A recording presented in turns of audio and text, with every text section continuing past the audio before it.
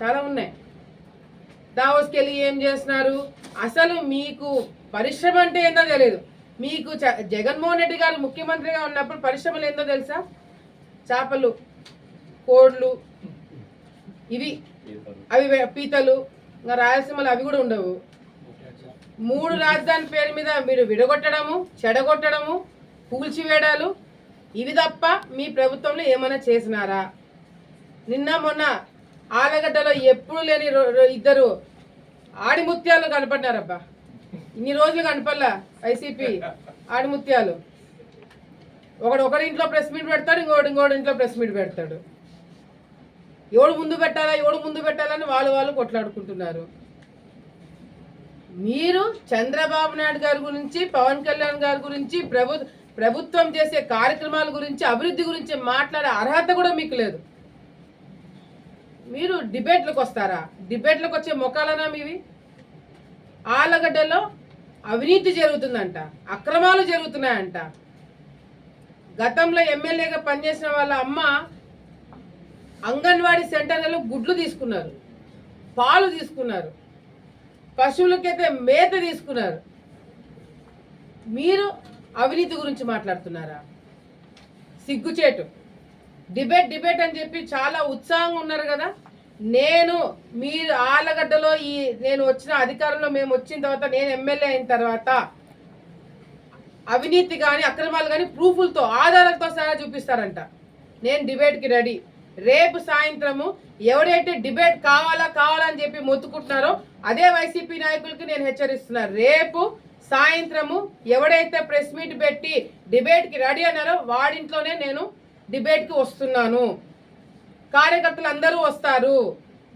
నిజంగంటే నీకు చిత్తశుద్ధి ఉంటే, నిజంగంటే నీ మాట మీద నువ్వు ఉండగలుగుతుంటే, వైసీపీ అందరికీ చెప్తున్నా, ఆడొక్కడికే కాదు, ఎమ్మెల్యేతో సహా ఎవరైతే అవినీతి జరుగుతుంది, ఎమ్మెల్యేలు చాలా అక్రమాలు చేస్తున్నారని చెప్పి మాట్లాడుతున్నారో నేను డిబేట్కి రెడీ.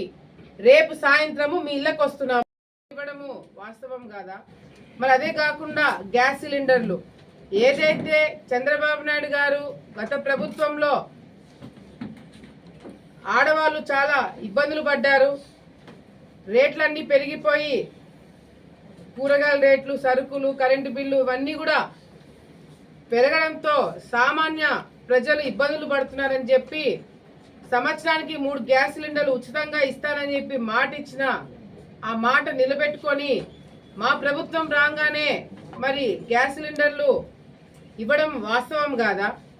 ఇవన్నీ ఏది కూడా వైసీపీ నాయకులకి కనిపించట్లేదా అనేది కూడా ఈరోజు మాకు అర్థం కావట్లేదు. ఆ వైసీపీ ఆఫీస్లో ఎవడో ఒకడు ఒక ఆఫీస్లో కూర్చొని ఏదో టైప్ కొట్టి వీళ్ళందరికీ పంపిస్తున్నారు. టైప్ కొట్టింది ఉండేటట్టుగా బాగా చదివి వీళ్ళాడ మార్కులు కొట్టేయాలని చూస్తున్నారు. ఇది తప్ప వైసీపీ నాయకులు ఇంతవరకు గ్రౌండ్లో దిగి అసలు ఏం జరుగుతుంది, ఏమి ఇచ్చినామనేది ఎక్కడన్నా చూసినారా? నోటికి ఎంత వస్తే అంత, వాళ్ళ అర్హత కూడా చూసుకోకుండా చంద్రబాబు నాయుడు గారిని, పవన్ కళ్యాణ్ గారిని, లోకేష్ అన్నని ఇష్టం వచ్చినట్టు మాట్లాడుతున్నారు.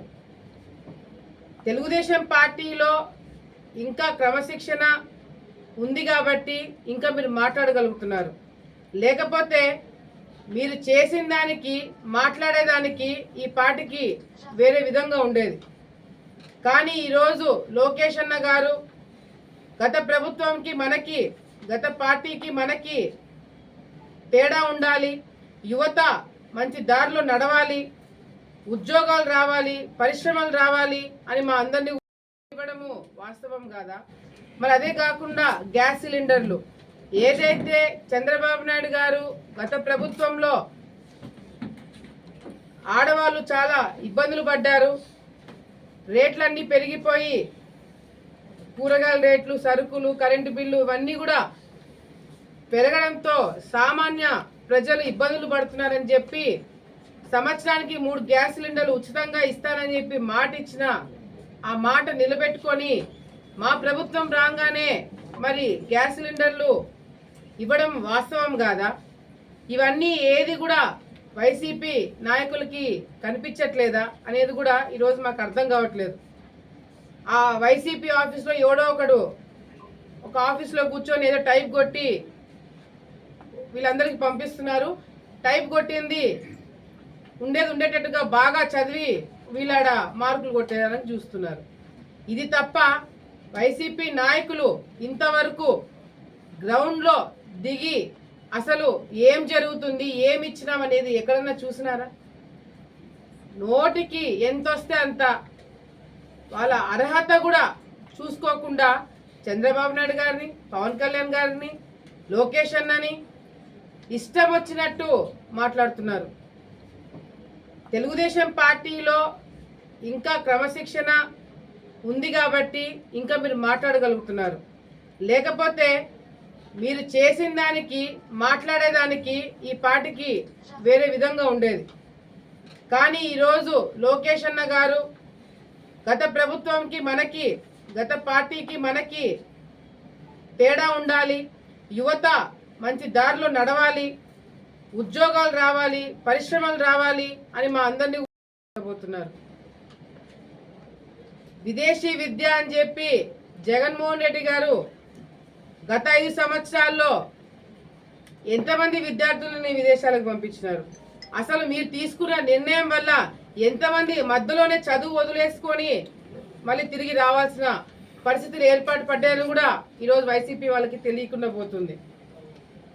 ఈరోజు వైసీపీ నాయకులు కేవలము కక్ష సాధించే రాజకీయాలు, తప్పుడు కేసులు పెట్టి తెలుగుదేశం పార్టీ నాయకుల్ని ఇబ్బంది పెట్టే కార్యక్రమాలు, ప్రజలని భయభ్రాంతులకు గురి చేసి కంట్రోల్లో పెట్టే రాజకీయాలు చేశారే తప్ప ఎక్కడైనా గ్రామాలలో రోడ్లు వేసిన దాఖలాలు ఉన్నాయా?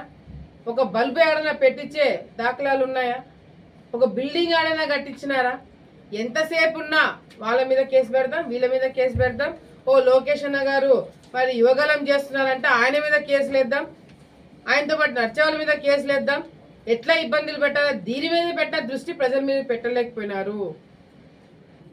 ఈరోజు మీరు ప్రతిపక్షానికి కూడా పనికిరారని చెప్పి మిమ్మల్ని ఒక మూలను కూర్చోబెట్టింది ఈ రాష్ట్ర ప్రజలు. అంతేకాకుండా ఈరోజు లోకేష్ అన్న గారు ఆలోచన విధానం, ఈ రాష్ట్రంలో ఉన్న యువత ఉద్యోగాలు రావాలి, చదువుకున్న పిల్లలు చాలా మంది మన రాష్ట్రంలో ఉన్నారు, కానీ ఉద్యోగాలు లేక ఇబ్బందులు పడుతున్నారని చెప్పి ఈ ప్రభుత్వం వచ్చిన వెంటనే ఎవరికి ఉద్యోగాలు ఇచ్చారు, ఎవరికి ఉద్యోగాలు ఇచ్చారని చెప్పి మొత్తుకుంటున్నారు. పిచ్చి పట్టి తిరుగుతున్నారు వైసీపీ నాయకులు. ప్రతి నెల జాబ్ మేళా కండక్ట్ చేసి కంపెనీలని తీసుకొచ్చి అక్కడ టాలెంట్ ఉండి చదువుకున్న పిల్లలకి ఉద్యోగాలు ఇప్పించే కార్యక్రమము ప్రతి నెల జరుగుతుంది ఈ ప్రభుత్వం వచ్చిన తర్వాత. ఉదాహరణ ఆలగడ్డనే ఇప్పటికీ ఒక 4 జాబ్ మేళాలు జరిగింటే దాదాపుగా 200 మందికి ఉద్యోగాలు ఇప్పించినాం. ఆలగడ్డలో ఎప్పుడు లేని మొదటి పరిశ్రమ సోలార్ ప్లాంట్ పెట్టించడం జరిగింది. దాదాపుగా 300 నుంచి 400 మందికి ఉద్యోగాలు ఇప్పించే పరిశ్రమ ఆలగడ్డకు వచ్చింది. ఇవన్నీ ఏవి వైసీపీ నాయకులకి కనిపించవు. ఎంతసేపు ఉన్న మైకులు ముందున్నాయా, వాళ్ళని తిట్టడమా? మీరు అధికారంలో ఉన్నప్పుడు అదే చేస్తున్నారు, ప్రతిపక్షం ఉన్నప్పుడు అదే చేస్తున్నారు. అంతేకాకుండా ఈరోజు ప్రతి ఒక్క రంగంలో ప్రతి ఒక్క మంత్రి, ప్రతి ఒక్క నాయకుడు, తెలుగుదేశం పార్టీ కార్యకర్త దగ్గర నుంచి ముఖ్యమంత్రి చంద్రబాబు నాయుడు గారి దగ్గర వరకు ప్రతి ఒక్కరు బాధ్యతలు తీసుకున్నారు. మేమిచ్చిన మాట నిలబెట్టుకోవాలా, గతంలో ప్రజలు ఇబ్బంది పడ్డారు, ఈసారి మాకు గుర్తింపు రాకపోయినా పర్వాలేదు, మేము ప్రజలకు ఇచ్చిన మాట నిలబెట్టుకోవాలని చెప్పి చాలా మంది త్యాగం చేసినారు. అవన్నీ కూడా రేపు పొద్దున ఏదో చెప్తున్నారు, ప్రజా తిరుగుబాటు వస్తుందంట తెలుగుదేశం పార్టీకి. ప్రజా తిరుగుబాటు ఏంది? 6 నెలలు 7 నెలలకే మేం చేసిన అభివృద్ధి కార్యక్రమాలలో మీరు 1% 6 నెలల్లో చేయలేకపోయినారు. కానీ మేము చేయలేనిది ఒకటి ఉంది, మీరు చేసింది. 6 నెలల్లో మీరు పెట్టిన కేసులు మేము పెట్టలేకపోయినాం, మీరు పెట్టిన ఇబ్బందులు మేము పెట్టలేకపోయినాం. అదైతే వాస్తవం. రాష్ట్రాన్ని 6 నెలలకే మీరు వచ్చిన మొదటి రోజు నుంచి అల్లకల్లోలం. ప్రజావేదిక కూల్చేయడం దగ్గర నుంచి, కేసులు పెట్టే దగ్గర నుంచి మీ పతనం ఎప్పుడు మొదలైందంటే ఎప్పుడైతే మీరు లిమిట్ క్రాస్ చేసి చంద్రబాబు నాయుడు గారి మీద అరెస్ట్ చేశారో అప్పుడు మీ పతనం మొదలైంది. స్టేడియం ఇక్కడ కొత్తగా నిర్మాణం చేసిన స్టేడియం ఎట్లా డెవలప్ చేయొచ్చు, ఇంకా ఏమేం కొత్త స్పోర్ట్స్ పెట్టచ్చు. మనకి ఆలగడ్డ ప్రాంతంలో కూడా టైక్వాండో చాలా మంది పిల్లలు నేర్చుకుంటున్నారు. నా కొడుకు కూడా టైక్వాండో క్లాసెస్కి పంపిస్తున్నాను. సో అదొక డిసిప్లిన్ కలిగిన ఒక స్పోర్ట్ కాబట్టి ఇంకా ఏమేం చేయొచ్చు దాని కార్యక్రమం చుట్టుపక్కల కేవలం ఆలగడ్డే కాకుండా మరి ఈరోజు తను రవి గారు నంద్యాల కావచ్చు, ఆత్మకూరు కావచ్చు, అనంతపూర్ కావచ్చు అంతా షెడ్యూల్ వేసుకొని రావడం జరిగింది. ముఖ్యంగా మేము రిక్వెస్ట్ చేసేది కూడా ఏంటంటే రాయలసీమ ప్రాంతంలో చాలా మంది స్పోర్ట్స్ ఇంపార్టెన్స్ ఇచ్చే పిల్లలు చాలా మంది ఉన్నారు. ఈ గత 5 సంవత్సరాలు తను కూడా చెప్తున్నారు, గత 5 సంవత్సరాల్లో స్పోర్ట్స్ని ఎంకరేజ్ చేయకపోవడం వల్ల, ఈ స్పోర్ట్స్ కోటాలో జాబ్స్ ఫిలప్ చేయకపోవడం వల్ల చాలా మంది ఉద్యోగాలు రాక ఇంకా ఇబ్బంది పడే కార్యక్రమం అన్నీ కూడా సెట్ చేస్తున్నామని చెప్పి తను కూడా మాట్లాడడం జరిగింది. గత ప్రభుత్వంలో ఉన్న వాళ్ళకన్నా ఈరోజు తను కొత్తగా వచ్చినా కూడా మొత్తము సబ్జెక్ట్ అంతా బ్రహ్మాండంగా చెప్తూ ఎక్స్ప్లెయిన్ చేస్తూ మమ్మల్ని కూడా ఏమేం చేయొచ్చు అని చెప్పి కూడా తను కూడా చెప్పడం కార్యక్రమం. అండ్ రవి నాకు యువగలంలో కూడా నాకు పరిచయమైనాడు. సో యువగలం అనేది యువత ఏ విధంగా ముందుకు తీసుకెళ్లాలా, యువతకు ఒక భరోసా, యువతకు ఒక స్ఫూర్తినిచ్చిన యువగలం లోకేష్ అన్న గారు చేసినప్పుడు కూడా ఎన్నో ఇబ్బందులు తను పడ్డారు, ఎన్నో కేసులు వేయించుకున్నాడు, ఎన్నో ఇబ్బందులున్నా కష్టాలు పడినా ఈరోజు మన రాష్ట్రం కోసము, లోకేష్ అన్న గారి కోసము, ఈ ఎన్డీఏ ప్రభుత్వం కోసము చాలా మంది కేసులు వేయించుకొని ఈరోజు ఒక మంచి స్థాయిలో వచ్చి 10 మందికి సహాయం చేసే స్థాయికి ఈరోజు వచ్చారు. కాబట్టి తనకు కూడా కొత్తగా బాధ్యతలు తీసుకున్నందుకు తనకు కూడా ఆల్ ది బెస్ట్ తెలియజేసుకుంటూ తన ఉన్న టర్మ్లో 10 మందికి సహాయం చేసే స్థాయికి మరొక రావాలని చెప్పి మరొకసారి తెలియజేసుకుంటూ సెలవు తీసుకుంటున్నాను. 4 టర్ములు ఏది ప్రభుత్వం దిగిపోయే 4 టర్ములు మీరు బకాయిలు పెడేసి వెళ్ళింది వాస్తవా కాదా? ఆధారాలతో కూడా మీరు మొన్న అసెంబ్లీ సాక్షిగా చర్చ జరిగినప్పుడు ఇదిగో నివేదిక 2486 కోట్ల రూపాయలు 2486 కోట్ల రూపాయలు మీరు బకాయిలు పెట్టింది వాస్తవా కాదా? దాని తర్వాత స్కాలర్షిప్లు కానీ తర్వాత ఈబీసీలకు సంబంధించిన ఫీజు ఏదైతే హాస్టల్ ఫీజులు వాటన్నిటికి సంబంధించింది 988 కోట్లు మీరు బకాయిలు పెట్టింది వాస్తవా కాదా? ఇవి కాకుండా ఎంటీఎఫ్ బకాయిలు పెట్టారు, ఆర్టీఎఫ్ బకాయిలు పెట్టారు. 3474 కోట్లు 3474 కోట్ల రూపాయలు మీరు ప్రభుత్వం దిగే నాటికి మీరు బకాయిలు పెట్టింది వాస్తవా కాదా? 6000 కోట్ల రూపాయలు విద్యార్థులకు కావాల్సిన నిధుల్ని మీరు బకాయిలు పెట్టి ఓవరాల్గా సిగ్గు శరం లేకుండా మళ్ళీ అడుగుతున్నాం, సిగ్గు శరం ఉండాలి మళ్ళీ మీకు. ఈరోజు లోకేష్ గారిని చంద్రబాబు నాయుడు గారు కూటమి ప్రభుత్వాన్ని విమర్శిస్తారా? పోరుబాటు పడతారు? ఇది ఎవరు కడతారు? ఇది ఎవరు కడతారు అని అడుగుతున్నాం. మేము కడతాం. అయినా కూడా రాష్ట్రంలో లోటు బడ్జెట్లో ఉన్నా కూడా ప్రతి బకాయిని వెనక్కి మళ్ళీ ఇస్తామని చెప్పి విద్యాశాఖ మంత్రిగా స్పష్టంగా ప్రకటించడం జరిగింది అసెంబ్లీలో. ఈ మొదటి విధంగా ఈ 6 నెలలకు సంబంధించిన కంతులు 750 కోట్ల రూపాయలు ముఖ్యమంత్రి గారు కూడా మొన్న ప్రకటించడం జరిగింది. అమౌంట్ వేస్తున్నామని చెప్పి ఈ వారంలో అమౌంట్ డైరెక్ట్గా కాలేజీలకే పడేట్లు. ఆ రోజు యువగలం పాదయాత్ర ఇదే ఆలగడ్డలో కూడా ఆ రోజు పాదయాత్ర చేస్తూ ఆయన ఒకటే చెప్పారు. చాలా మంది విద్యార్థులు కూడా ఇక్కడ కలిసినప్పుడు ఆయన ఏం చెప్పారంటే, చాలా మంది విద్యార్థులు లోకేష్ గారిని కలిసి, సార్ విద్యా దీవెన అనేది తల్లిదండ్రుల అకౌంట్లో వేస్తున్నారు, కాలేజీ ఫీజులేమో 60,000 70,000 ఉండేది, ఇక్కడేమో వీళ్ళు వేసేది 20,000 వేస్తున్నారు తెలు, 30,000 వేస్తున్నారు తెలు. ఆ కాలేజీలకు 60,000 కడితే కానీ సర్టిఫికెట్ ఇచ్చే పరిస్థితి లేదు. కాబట్టి గతంలో ఎంత ఫీజు ఉంటే అంత ఫీజు రియంబర్స్మెంట్ చేసేవాళ్ళు. కాబట్టి పాత విధానాన్నే అమలు పరచండి అంటే ఆ రోజు ఇదే నంద్యాల వేదికగా ఇదే ఆళ్ళగడ్డలో విద్యార్థులు కలిసినప్పుడు ఇదే రిప్రజెంటేషన్ ఇచ్చినప్పుడు ఆయన చెప్పిన మాట, పాత ఫీజు రీఎంబర్స్మెంట్ను అమలు చేస్తాం, అధికారంలోకి వస్తానే జీవోని ఇస్తామని చెప్పి క్యాబినెట్లో పెట్టి జీవో ఇచ్చారు. జీవో ఇచ్చిన తర్వాత ఇదిగో జీవో ఫీజు రీఎంబర్స్మెంట్ను పాత విధానాన్ని అమలు పరుస్తామని లోకేష్ గారు ఇచ్చిన జీవో. ఈరోజు అన్ని కళాశాలకు లెటర్లు రాసి మీ అకౌంట్ నెంబర్లు పంపిండి. మీ కళాశాలలో ఏ ఫీజు అయితే అమలవుతుందో ఒక్క రూపాయి కూడా విద్యార్థులు కట్టే పరిస్థితి ఉండకూడదు, ఇబ్బంది పడే పరిస్థితి ఉండకూడదు అని చెప్పి పాత జీవోని తీసుకొని వచ్చి ఇది ఇచ్చిన మాట ప్రకారం నిలబెట్టుకున్న వ్యక్తి నారా లోకేష్ గారు. మళ్ళా అదేవిధంగా ఈరోజు ఆ రోజు ఎంతమంది 16 లక్షల మందికి 2014-19లో విద్యార్థులకు ఫీజు రీఎంబర్స్మెంట్ అమలు అవుతా ఉండింది. మీరు ఎంతమందికి కుదించారు?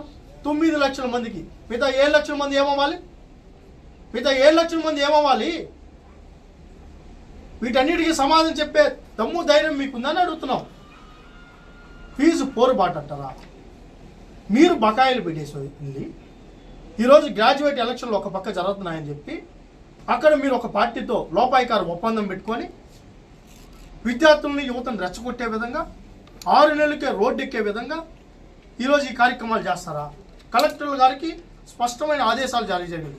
ఏ విద్యార్థి దగ్గర ఏ కళాశాల యాజమాన్యం ఒత్తిడి చేయకూడదని అంత స్పష్టంగా విద్యార్థుల పక్షాన ఉంటే ఒక పక్క ఎంప్లాయ్మెంట్ క్రియేట్ చేస్తూ ఒక పక్క విద్యా వ్యవస్థలో సంస్కరణలు తీసుకొని వస్తూ ఒక సిస్టమేటిక్గా ముందుకెళ్తా ఉంటే ఈరోజు కేవలం రాజకీయాల కోసం డైవర్ట్ పాలసీ. ఎందుకంటే వాళ్ళ పార్టీలో నాయకులందరూ కూడా పారిపోతున్నారు. రాజ్యసభలో మెంబర్లుగా ఉన్నోళ్ళు, ఎమ్మెల్సీలుగా ఉన్నోళ్ళు, ఎమ్మెల్యేలుగా పోటీ చేయడం మాకు వద్దు ఈ పార్టీ అని చెప్పి మేము రాజకీయాలైన అస్త సన్యాసం తీసుకుంటాం తప్ప మేము ఈ పార్టీలో ఉన్నామని చెప్పి వెళ్ళిపోతున్నామని చెప్పి ఆ డైవర్ట్ పాలిటిక్స్ చేయడానికి ఈరోజు విద్యార్థులను బలిపశువులు చేయాలనుకుంటున్నారా అని అడుగుతున్నాం. మేము ఈ విధానాలు ఏంటని అడుగుతున్నాం. అసలు నిజంగా మేము ఒకటి అడుగుతున్నాం, ఎవరైనా ధర్నా చేయాల్సి వస్తే, ఎవరైనా వినతి పత్రాలు ఇవ్వాల్సి వస్తే జగన్మోహన్ రెడ్డి ఇంటికి వెళ్ళి వినతి పత్రం ఇవ్వాలి. ఎందుకునైనా నువ్వు బకాయిలు పెడేసి దిగిపోయావు? ఎందుకునైనా విద్యార్థులు మోసం చేశావు? ఫీజు రీఎంబర్స్మెంట్ పాత విధానాన్ని ఎందుకు అమలుపరచలేదు? విద్యా దీవెనలో ఎందుకు 2400 కోట్ల రూపాయలు బకాయిలు పెట్టారు? స్కాలర్షిప్లు ఎందుకు బకాయిలు పెట్టావు?